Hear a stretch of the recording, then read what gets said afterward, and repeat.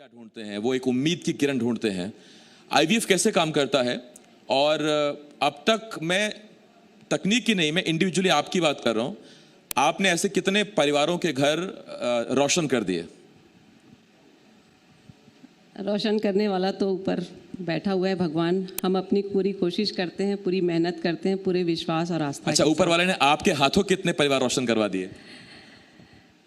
मेरे यहाँ पे अभी तक पिछले 10 सालों में हज़ारों परिवारों की यहाँ खुशियाँ बिखर चुकी हैं। हमारे पास जब पहली बार आता है दंपति, तो मैं उनको कहती हूँ कि मेरे यहाँ पे चेंबर में 2 बार होते हैं मेरे यहाँ दंपति। पहली बार जब वो अपनी व्यथा सुनाते हैं, समाज में जो उनको सुनने को मिलता है, और दूसरी बार जब वो अपने गोद में बच्चा लेके जाते हैं। तो अभी तक हज़ारों दंपतियों की सूनी गोद भर चुकी है। बहुत सारी ऐसी महिलाएं हैं जो कि मेनोपॉज होने के बाद, जिनके मासिक धर्म बंद हो चुके हैं, 50 से 55 वर्ष की उम्र में भी वो माँ बन चुकी हैं। कुछ महिलाएं हैं जो कि शादी का मतलब भूल चुकी थी कि उनकी शादी को 28-30 वर्ष हो चुके हैं। जब आदमी ये भी सोचना बंद कर देता है कि अब कुछ आशा बची है, उसके बाद अगर वो माता पिता बनते हैं तो वो उनके लिए बहुत बड़ी खुशी होती है। और एक बहुत अच्छी स्टोरी मैं आपके साथ सक्सेस स्टोरी है वो शेयर करना चाहूँगी। एक दंपति थे, उनका अकेला बच्चा था, लड़का नेशनल लेवल का वॉलीबॉल प्लेयर, और 7-8 साल पहले की बात है, यहीं खारून नदी में तैरते हुए दोस्तों के साथ वो डूब गया। जब वो माता पिता रोते हुए आए मेरे पास, उस समय उनके पिता की उम्र लगभग 52 वर्ष रही होगी और माता की उम्र 48 वर्ष हो चुकी थी, और 18 साल का बच्चा उनका गया था। तो काउंसलिंग किया, हमने उनको समझाया कि इतनी उम्र में बहुत मुश्किल तो है, लेकिन फिर भी बोले कि नहीं, आप कोशिश करिए, हमको विश्वास है कि हमको आशीर्वाद से आशीर्वाद ज़रूर मिलेगा।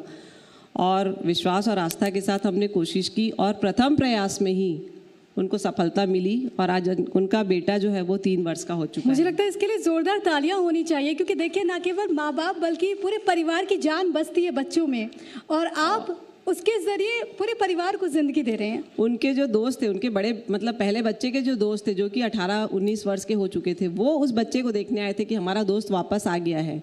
उस समय फेसबुक और सारी चीज़ों पे बहुत उन्होंने इसको वो किया था। ठीक है, मैं लौटूंगी आपके पास। डॉक्टर मेमन, मैं आपके पास आना चाहूँगी। कैंसर को लेकर जब हम बात करते हैं तो आम जो लोग हैं उनके जहन में कई सारी ऐसी चीज़ें हैं जो कि एकदम से चलने लगती हैं, कई सारे ऐसे मिथ्स हैं, कई सारे ऐसे कॉम्प्लिकेशंस हैं। बहुत सारे लोग सोचते हैं कि कुछ हो जाएगा अगर किसी में कैंसर आ गया, वो क्या करे क्या ना करे। आपके अभी तक के सफ़र में आपने कैसे पेशेंट्स को इसमें ट्रीट किया है, और जो सक्सेस रेशियो है वो किस तरीके का रहा है? देखिए, सबसे पहले तो कैंसर के बारे में लोगों के अंदर बहुत सारी मिथ्स है कि ये एक ऐसी बीमारी है कि अगर ये हो गया तो ठीक नहीं होता। ऐसा नहीं है। आजकल जो है मॉडर्न ट्रीटमेंट आ गए हैं। कैंसर सर्जरी में बहुत सारे इनोवेशंस हो गए हैं। रेडियोथेरेपी मशीन्स बहुत अच्छी आ गई हैं जिसमें अब कोई साइड इफ़ेक्ट नहीं होता। कीमोथेरेपी और इम्यूनोथेरेपी के अच्छे ड्रग्स आ गए हैं। तो आजकल जो है ऐसा नहीं रहा कि कैंसर ठीक नहीं होगा। शुरुआती स्टेज में अगर कैंसर अगर हम उसको डिटेक्ट करके उसका ट्रीटमेंट कर देते हैं तो वो पूरी तरह से ठीक हो जाते हैं। तो ये बातें लोगों को ध्यान में रखनी होंगी कि ऐसे क्या क्या लक्षण हैं जो कैंसर हो सकते हैं। अगर उन लक्षणों का लोग उन साइंस का, उन सिम्टम्स का अगर ध्यान में रखेंगे तो जल्दी ही हम कैंसर को डिटेक्ट करके उसे पूरी तरह से ख़त्म कर सकते हैं। कुछ लक्षण जो मैं आज यहाँ पर इस मंच से आप सभी के साथ बहुत अहम बात कहने जा रहे हैं सर आप, कि अगर कोई आदमी जिसको खाना निगलने में तकलीफ़ हो रही हो, या सांस लेने में कठिनाई हो रही हो, या थोड़ा खाना खाने पर भी उसका पेट जो है उसको भर गया ऐसा लगता है, उसका वेट लॉस हो रहा है, ब्रेस्ट में या गले में या शरीर में कहीं पे भी कोई गांठ है, मुंह में कोई ऐसे छाले हैं जो लंबे समय से भर नहीं रहे हैं, इसके अलावा मल मूत्र के रास्ते से खून आ रहा है, बच्चेदानी के रास्ते से खून आ रहा है, सफ़ेद पानी ज़्यादा आ रहा है, तो ये जो लक्षण हैं ये कैंसर के लक्षण हो सकते हैं। वृद्ध पुरुषों में जो ओल्ड एज पेशेंट्स हैं, जो पुरुष हैं, उनमें अगर वो रात में बार बार यूरिन के लिए उठते हैं तो ये भी प्रोस्टेट कैंसर के लक्षण हो सकते हैं, जो कि बहुत कॉमन है। तो इस तरह के लक्षण अगर हमें मिलते हैं, इस तरह के साइंस सिम्टम्स अगर दिखाई देते हैं, तो हमें तुरंत जो है छोटी जांच करानी चाहिए। और बहुत छोटी जांचों से ही लोगों को ये मालूम चल जाता है कि ये कैंसरस है या सामान्य है। तो अगर डिटेक्ट हो जाता है कैंसर अर्ली स्टेज में तो वो पूरी तरह से ठीक हो जाता है। तो आज इस मंच के माध्यम से मैं लोगों को यही संदेश देना चाहता हूँ कि कैंसर कोई ऐसी बीमारी नहीं जो ठीक नहीं होती। आजकल तो रायपुर में भी हम देखते हैं 5 से 6 ऐसे बड़े बड़े हॉस्पिटल्स हैं जिनमें कैंसर की ट्रीटमेंट की सारी फैसिलिटी है, बशर्ते पेशेंट जल्दी से उसको उन सिम्टम्स को पहचाने जाने और उसका जल्दी से जांच हो तो पूरी तरह से वो ठीक हो जाते हैं। फर्स्ट कम फर्स्ट सर्व वाला मामला है, सीधी बात है, जितनी जल्दी पहचान लेंगे उतनी जल्दी भले चंगे होके घर चले जाएंगे। सर बहुत काम की बात बताई है आपने। डॉक्टर पंकज आपके पास आ रहा हूँ। डॉक्टर पंकज जो काम करते हैं वो बड़ा गजब का काम है। दरअसल सब लोग कहते हैं कि आपस में जोड़िए तो जोड़ के डॉक्टर हैं। तो ज़रा उनसे पूछ लेता हूँ मैं पहला सवाल। सर आज तक देखिए रिप्लेसमेंट के नाम पे, जॉइंट रिप्लेसमेंट के नाम पे हमने कूल्हों का रिप्लेसमेंट सुना है, हमने घुटनों का सुना है। कैसे होता है और किनको ये ज़रूरत पड़ती है? बहुत अच्छा सवाल है आपका। कैसे होता है और किसको ज़रूरत पड़ती है? ऑस्टियोआर्थराइटिस जिनको होता है, और ऑस्टियोआर्थराइटिस अर्थात जोड़ों का घिसाव हो जाना, अब चाहे वो कूल्हे का हो या घुटने का हो, वो एज रिलेटेड। सर आप जोड़ के स्पेशलिस्ट हैं, माइक ज़रा ऊपर कर लें तो जनता से जुड़ पाएंगे सर। अगर ये घिसाव आप दमदार है सर जी। ये घिसाव एज रिलेटेड भी हो सकता है वक्त के साथ, जब लोग 60s क्रॉस करते हैं, नॉट नेसेसरली फॉर एवरीबडी, लेकिन 60s 70s पहुँचते पहुँचते ये वेयर एंड टेयर है। आपके गाड़ी के चक्के जैसे व्हील अलाइनमेंट एंड बैलेंसिंग घिस जाते वैसा।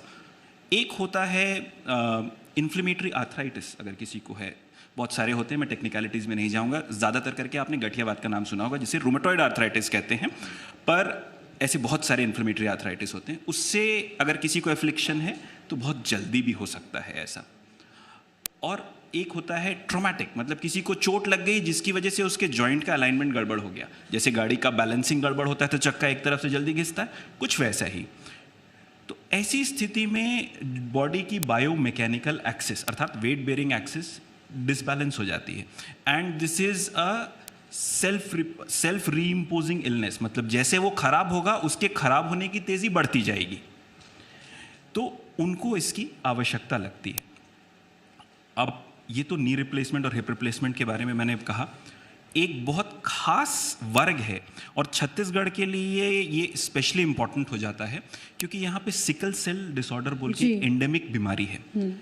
सिकल सेल में सेल्स जो रेड ब्लड सेल्स हैं वो बाइकॉनकेव होने के बजाय सिकल नुमा होते हैं, हसिया के शेप के, और उनकी टेंडेंसीज होती है कि वो छोटी ब्लड वेसल्स में जाके फंस जाएं, क्लॉगिंग कर देते हैं। तो सिकल सेल क्राइसिस लोगों को बार बार होती है, उसकी वजह से कूल्हे के जॉइंट की ब्लड सप्लाई कट ऑफ हो जाती है और एवास्कुलर नेक्रोसिस बोलते हैं। तो as early as 18 years 18 years लोगों को रिप्लेसमेंट की ज़रूरत लग जाती है, 18 से 21, क्योंकि वो एवियन ग्रेड 3 ग्रेड 4 में चले जाते हैं। तो ये है रिक्वायरमेंट लोगों को। आज भी हम जॉइंट रिप्लेसमेंट को एक लाइफस्टाइल सर्जरी में क्लासिफाई करते हैं, लेकिन अगर आज की दौर में मैं आपसे पूछूं क्या कैटरैक्ट एक लाइफस्टाइल सर्जरी है, कहेंगे नहीं, ये तो मतलब ऑब्वियस है ना, कोई अंधा थोड़ी हो जाएगा इतनी सुलभ सर्जरी होते हुए। लेकिन जब हम पढ़ाई करते थे लेट 90s में, तो गवर्नमेंट को एक विजन 2020 प्रोग्राम बनाना पड़ा। लोग अंधे होकर के घर पे रहना पसंद करते थे, ऑपरेशन नहीं कराएंगे ऐसे डर से छिपे रहते थे। जॉइंट रिप्लेसमेंट छत्तीसगढ़ में स्पेशली उसी स्थिति में है। लोग बेड पे हो जा रहे हैं, बाथरूम नहीं जा पा रहे हैं, लेकिन रिप्लेसमेंट नहीं करा रहे हैं। यू विल नॉट बिलीव कि मैंने अभी few months back I have done this surgery for a lady जो 125 kgs की हो गई थी, सेकेंड फ्लोर पे घर था, 7 साल से बेड बाउंड थी। टॉयलेट बाथरूम के लिए भी हस्बैंड और बेटे को उठा करके घसीट के ले जाना पड़ता था। Once I did the surgery, एक सेटिंग में किया हमने, तो शी वॉज वोफुल, मतलब वो दुखी ज़्यादा थी खुश होने के बजाय। दुखी इसलिए थी कि उन्होंने ज़िंदगी के 7 साल डिग्निटी खो के, पर्सनल डिग्निटी खो के बिता दिए। And now she is able to do, मतलब अब वो सब्जी लेने जा सकती है, 2 फ्लोर से उतर कर दूध लेने जा ये सकती है। बहुत ज़रूरी है। और देखिए, मैंने जब आगाज़ किया था इस कार्यक्रम का तो मैंने इस बात पर जोर दिया था कि ये सबसे ज़रूरी और सबसे सरल विषय है, सबसे महत्वपूर्ण विषय है, लेकिन इस पर बात बहुत कम होती है। डॉक्टर नलिनी, मैं आपके पास आना चाहूँगी क्योंकि डॉक्टर द्विवेदी ने इस बात का जिक्र किया कि देखिए जागरूकता और सजगता अभी भी बहुत कम है।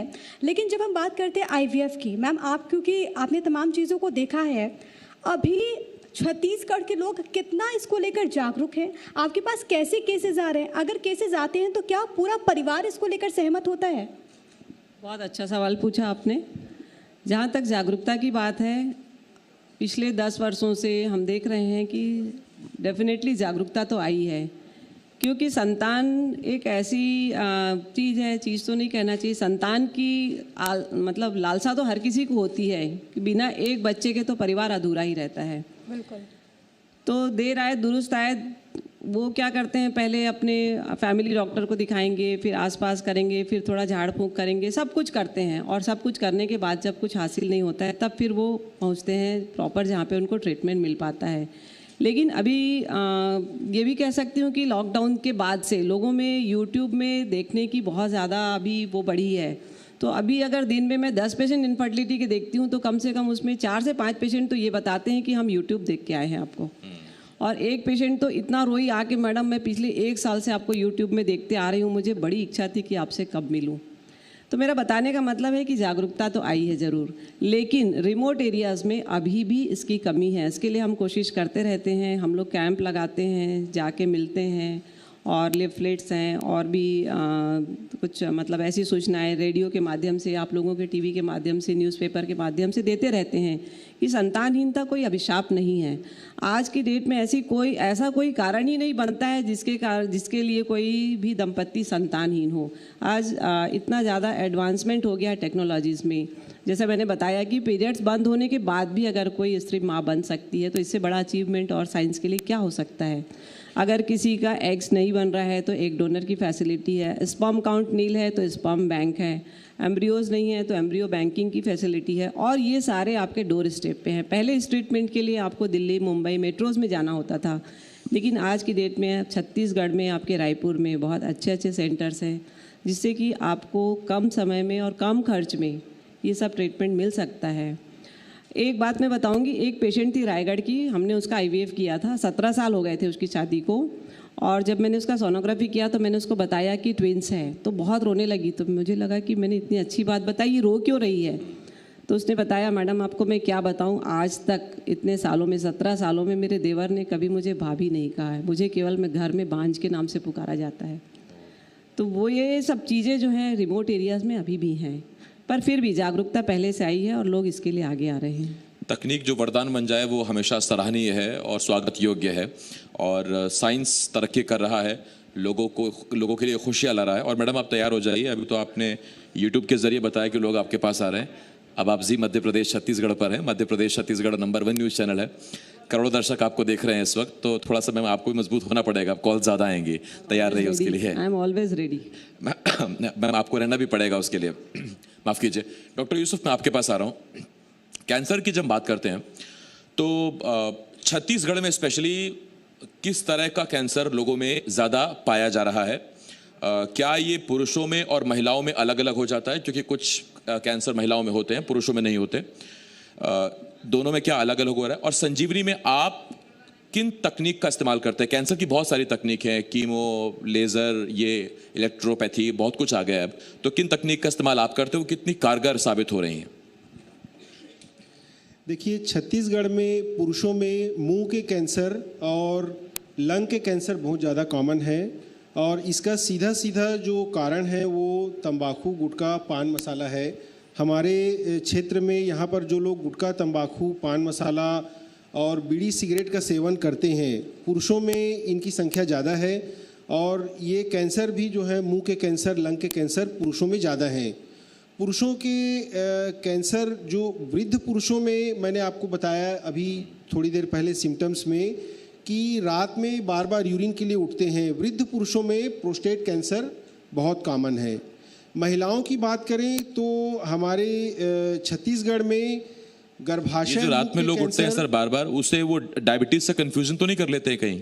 हाँ, वो लोग डायबिटीज़ से कंफ्यूज होते हैं। इसके कारण कई बार वो एडवांस स्टेज में भी हमारे पास आते हैं। इसीलिए हमें स्क्रीनिंग यानी कि जांच पर जोर देना चाहिए और इन सिम्टम्स को ध्यान में रख के अगर ऐसे सिम्टम आते हैं तो हमें उसको रूल आउट कराना चाहिए कि ये डायबिटीज़ की वजह से है, कहीं कैंसर तो नहीं है।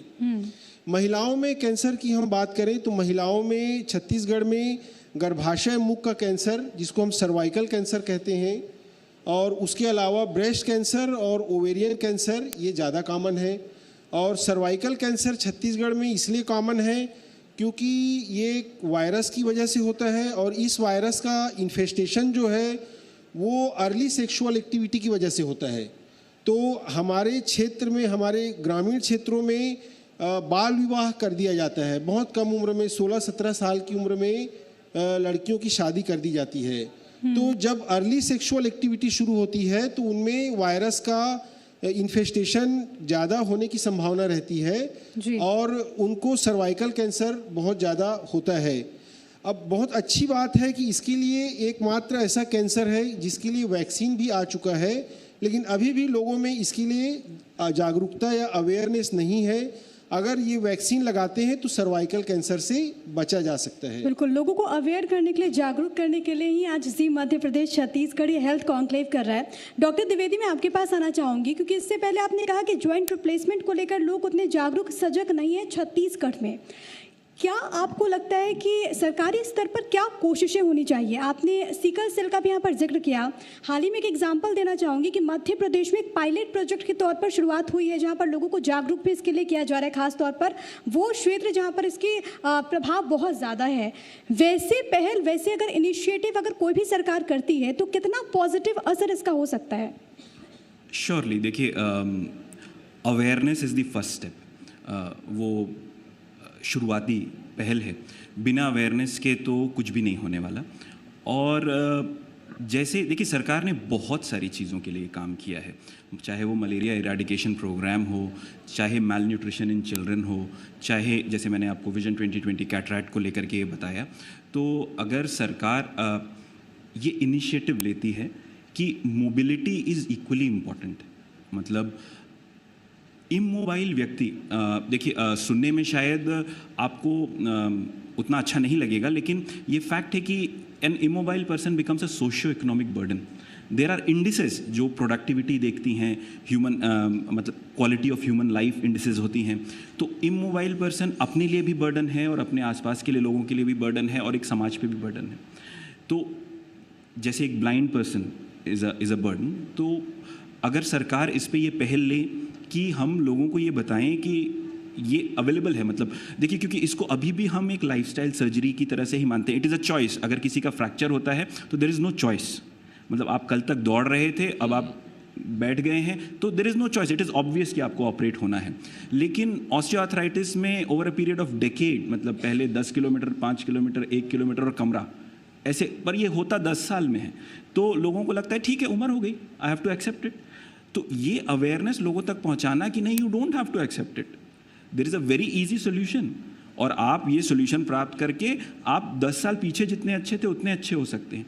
तो ये कि एक सोल्यूशन है, वो सोल्यूशन सरल है, सुलभ है, सुगम है। गवर्नमेंट ने एक बहुत बड़ा स्टेप तो लिया ही है, डीपीसीओ में इम्प्लांट्स को लेकर के सर्जरी की कॉस्ट काफ़ी रिड्यूस कर दी है। अब अवेयरनेस, इस बात की अवेयरनेस लोगों तक पहुंचाना कि ये एक सुलभ सर्जरी है। लोग कहते हैं कि इंसान के स्पेयर पार्ट्स नहीं आते हैं। मैंने सबूत पेश किया आपको कि इंसान के भी स्पेयर पार्ट्स आते हैं और जेन्युइन स्पेयर पार्ट्स आते हैं। आप आइए, भरोसा करिए, बेड पर पड़े रहेंगे 7 साल तक या 10 साल तक और दर्द झेलते रहेंगे तो ये सज़ा ऊपर वाले की तरफ से आपके लिए तय नहीं की गई है, ये आपकी खुद की चॉइस है और इस चॉइस को बदलिए। बहुत धन्यवाद है doctor Nalini ma'am, doctor Yusuf साहब और डॉक्टर दीदी, आपका बहुत बहुत शुक्रिया है, आप हमारे साथ आए और इतनी अहम बातें आपने बताई कैंसर को लेके, आईवीएफ को लेके और जॉइंट को रिप्लेसमेंट को लेके।